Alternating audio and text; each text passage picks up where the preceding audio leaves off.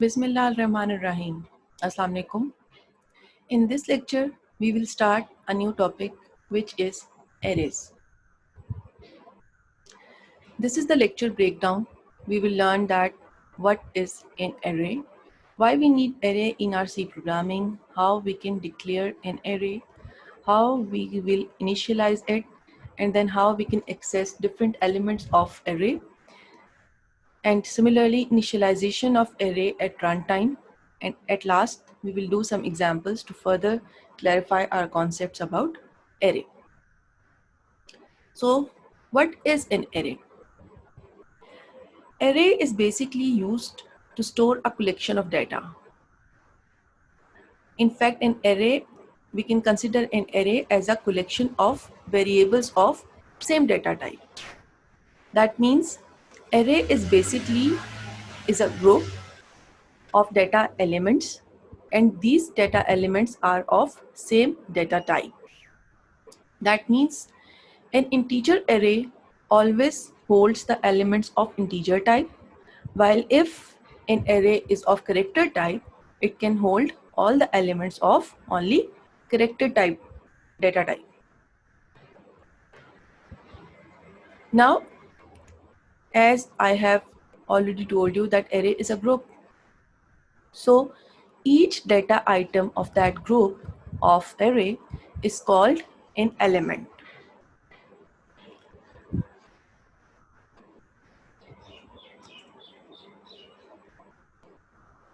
A specific element in an array is always accessed by an index that I will tell you later. Each element is unique and located in separated memory location. Now two or more than two elements can have the same value. Then how element will be unique? Because each element will occupy a different address in memory location. That's how it is different from the other one. An array can be a multidimensional or it can be a single dimensional. In this lecture, we will only study single dimensional array, and later we will study the multidimensional. And how can we know the dimension of an array? By the subscript. Okay, now the next question is, why we need an array in programming? For that, consider a scenario in which you are required to find out the average of 100 integer numbers entered by the user. So, what will you do? There are two choices. The first one is that you are required to find and define 100 variables one by one of integer data type, and then you are required to apply the scanf function again 100 times so that we can store all the values entered by us, and at last we will calculate the average through the formula. So is it feasible to first to define 100 variables and then to apply scanf function on those variables 100 times to enter the values of those 100 variables? Obviously no. It is very time consuming and also with greater percentage of error. So what is the second choice? Second choice is to have a single integer array defined by us, and that array will store all the values, in this case 100. Okay, that means it will store all the values of 100 integers, and then we will loop the array to store the values entered by us in an array, and then later we can find out the average. So for which option you will go for in the scenario? Obviously the second one.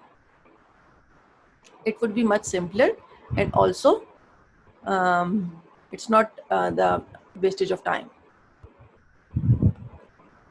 Okay, so an array variable can store more than one value at a time, where other variables can store only one value at a time. This is the major difference. These are some daily life scenarios in which we use the concept of array. For example, list of temperatures recorded every hour in a day or month or a year, list of employees in an organization, list of products and their cost in a store, test scores of a class of students, list of customers and their telephone numbers. Okay. Now the next thing is how we can declare an array in our program. Now to declare an array in program, first of all, we have to specify the type of the elements. That means the data type and the numbers of elements required by an array.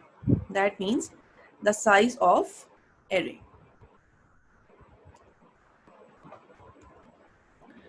And obviously there is a syntax to for declaration of an array that we have to follow, and that is this. First of all, the data type, any valid C data type, then space, array name, then square brackets, and within square brackets we will specify the size of that array, and then a semicolon. So this is the syntax how we declare an array. This is the simple example. In this example, data type is float. We named it average, and we specify the size as 5. Now data type could be any valid C data type, but all the elements will be of same data type inside an array. How we can name an array? It is just according to the rules we use to define a variable name, and that we have already learned in the early lectures. And last one is the size. Obviously it would be constant. Size would be constant. It is any positive integer greater than 0. Okay, now there are few examples. See, the data type is integer, name is num, and size is 35. Data type is character, name is ch, and size is 10. Data type is float, array name is float array, and number of elements in this array is R100. Okay, now the declaration of an array. Once we have declared an array, it will tell the compiler the data type, the name of that array, and the size of that array, right? And once we declare the size and type of array, that cannot be changed in the program. That will remain same throughout the program. Okay, now this is the example, another example. Here the data type is integer, name is and the size is 3. Okay, now as it is an integer type, and we know that integer type holds about 4 bytes of memory. That means one element hold 4 bytes, so 3 elements will hold 12 bytes, right? So 12 addresses will be assigned to this array. Now those addresses will always in contiguous manner. The address of these elements, array elements, will always be in contiguous manner. That means, for example, the address of the first element is 88820. So it's not possible that address of the second element would be 88828 or 30. No, it will always 88824. Next one will always 88828 with a difference of 4 bytes, right? And so on.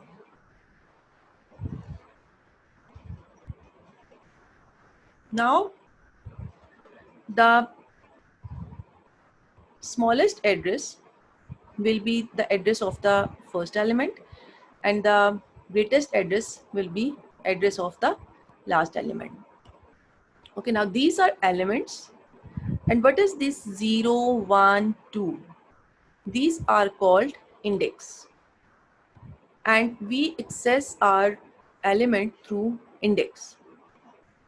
So again, you have to remember that index of the first element will not 1. It would be always 0, right?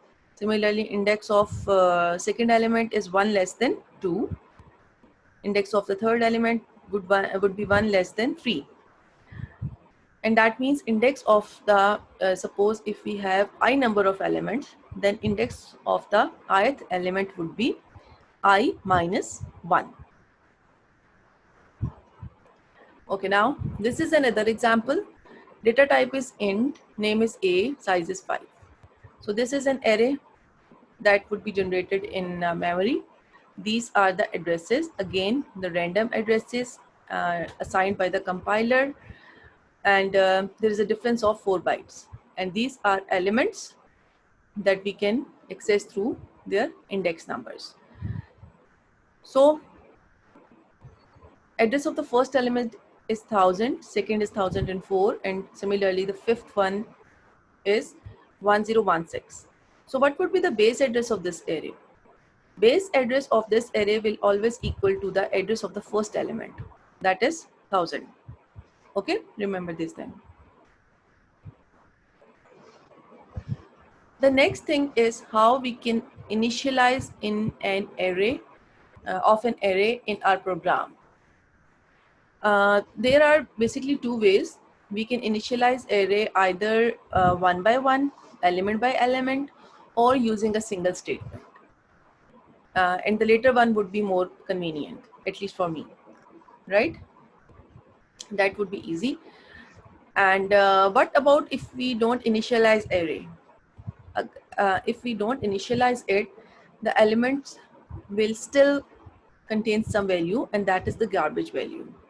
Okay, and garbage value is any random value assigned by the compiler. Okay, this is the example. Now the data type is integer, name is A, size is 5. This is how we declare an array. So it is the declaration, and this one is the initialization. Curly brackets, and inside curly brackets we will specify the values of these 5 elements. The first value will automatically be assigned to the first element, the second to the second, and last to the last element, right? So this is the initialization, this is the declaration. See, these are the elements, okay? These are the addresses assigned to them by the compiler, and these are values now they contain. So what would be the size of one-dimensional array? This is the one-dimensional array, right? All the examples I'm showing is one-dimensional array. So what would be the size of one-dimensional array? The size would be equal to the size of the data type and size of an array. Size of data type into size of array. For example, this is the example. The data type is float and size of float is 4 bytes. That into size of array will give you the 20 byte. So size of this array in bytes is 20 bytes. Okay, now there are few scenarios that I would like to describe you. The first one is, you can see that we have initialized an array. The size of array is 5 and the values we passed are 1, 2, 3, 4, 5, 6. So what will happen? Your program will not run and you will get an error, right? That means number of initializations cannot be greater than number of size. The next is size. The specified size is 5, but the values are 3. So what will happen in this case? Now initializations are less than the number of size. In this case, the first value, that is 10, is automatically will be assigned to the first element, 20 will be assigned to the second, 30 will be assigned to the third, and compiler itself assign the value 0 to the fourth and fifth element. So your program will run and you will not get any error. This is the third case. In this case, we have done the initializations, but we forgot to pass the size of array, to specify the size of array. So in this case, compiler itself will assume that the size of array as a 4, right? 4 means equal to the number of initializations. So your program will run and you will not get any error. In the last case, we have not initialized an error and also there is no size specified in it. So in this case, you will get error, right? So declaration is must without initialization.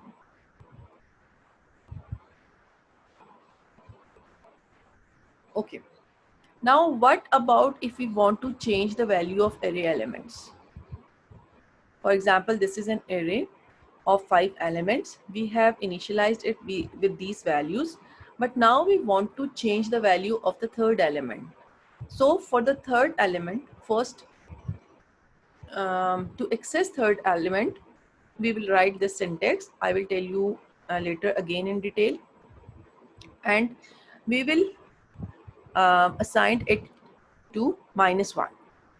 This is how we can change the value of the third element. In fact, I would like to tell you in this slide. Okay, how we can access an element? We can access an element by using this syntax. Name of that array, and inside square bracket we will specify the index of that particular value, that particular element. In this case, the element was 3, so index would be 2, 3 minus 1, 2, right?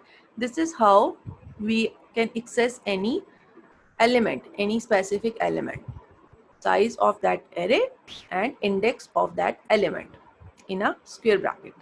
So we will make it equal to -1. Now the value of third element will no longer be 8. It would be -1. Similarly, the value of the fifth element, how we can access the fifth element?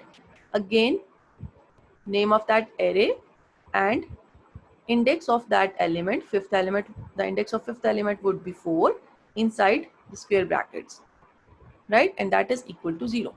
So now this element is no longer 9. The value of this element is no longer 9, it is 0. Okay, and now this is how we can input and output array elements.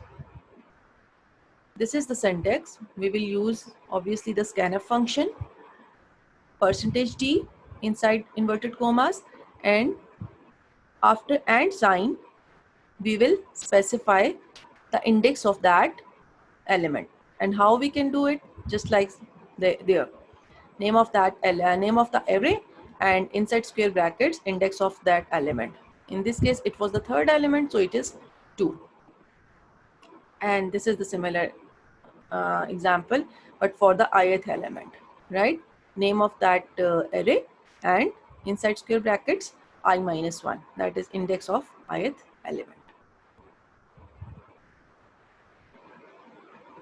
Okay, now this is the another example of size 10. An array of size 10, the name is values. So this is the array with 10 values. We have assigned the values to some elements. For example, values 0. So it would be the first element.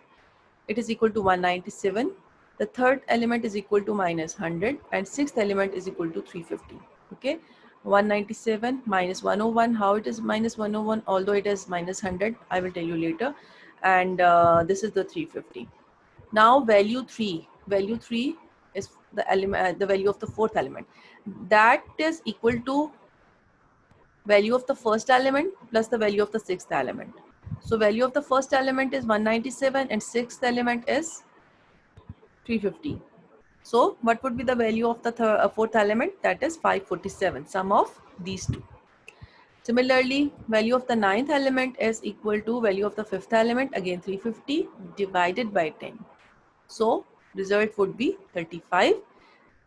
So value is 35 that will be stored in the 10th element of this array.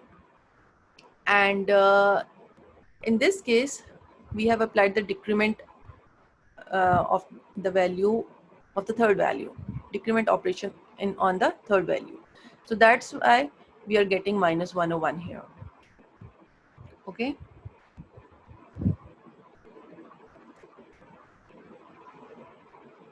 Now, how we can access an array? As I have already told you that element of array is can be accessed by their index number, right? And this we have already done. That we have to mention the name of array, and inside square brackets we have to mention the index of that element, which we want to access. And this is how we can print an individual element of an array. This is the syntax: print f percentage d inverted commas comma and name of that array, and inside square brackets the index of that element, right? So these three are examples.